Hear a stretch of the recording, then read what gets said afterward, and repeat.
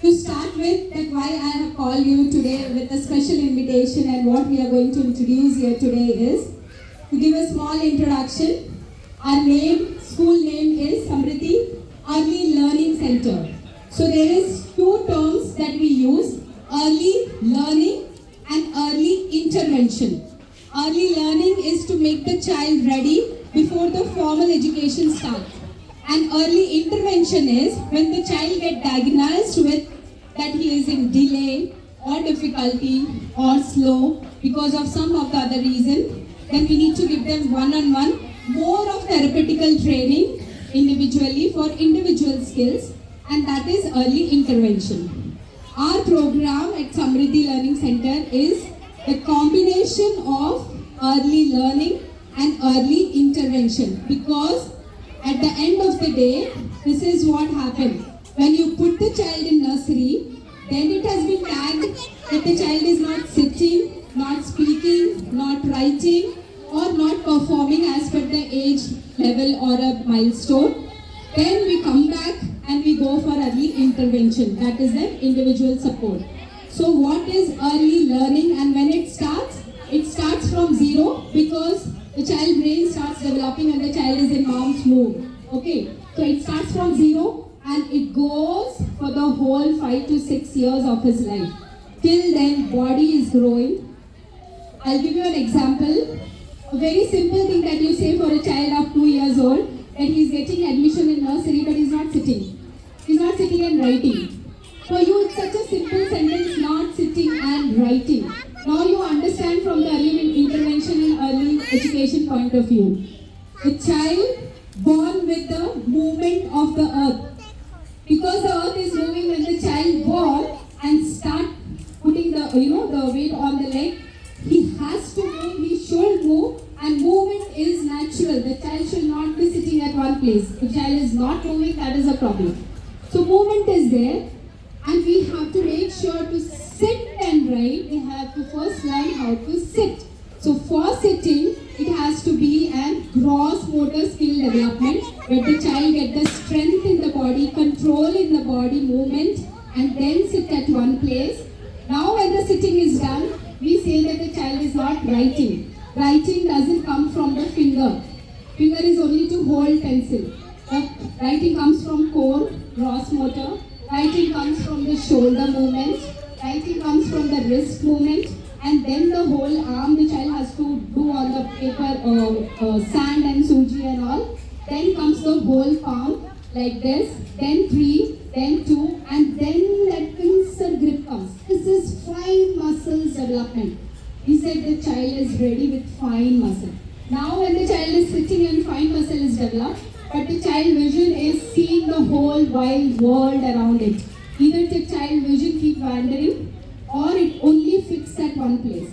So it has to be having a combination of fixation and the movement. So this is called as visual perception. So gross motor skill, fine motor skill, visual perception, and then comes the cognitive skill, then comes sitting and writing. Is that my child has crossed all these levels? Before judging the child in any grade level, giving them syllabus and looking at if they are performing or not. So very, very important, inclusive school. Today we have kept it on this day because we want inclusive India. So always we take it as a point that we are doing a favor by sending our normal, so-called normal children with specials. But the thing is, other side. Because there are special children, there is an intervention program going on. Your children are getting all the facility of developing their fine motor, gross motor, visual, sensory, cognitivity, and many, many more things that we are doing for the children that is called as early intervention. So I want that in future the India should be that I am so proud that I am sending my child to inclusive school. There should not be any shame or having that embarrassment of sending children to inclusive school. Only when the society changes this way, you don't have to change, you has to develop that thinking. You are blessed and lucky that your children are going in inclusive school, because you don't know what all skills maybe the child is covered at the later stages, but that has been covered because they have attended the intervention program along with their early learning. And this thing, thank you to parents who has believed us.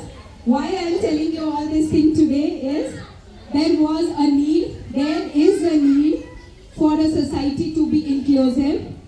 For being a society to be inclusive is you should have a plan.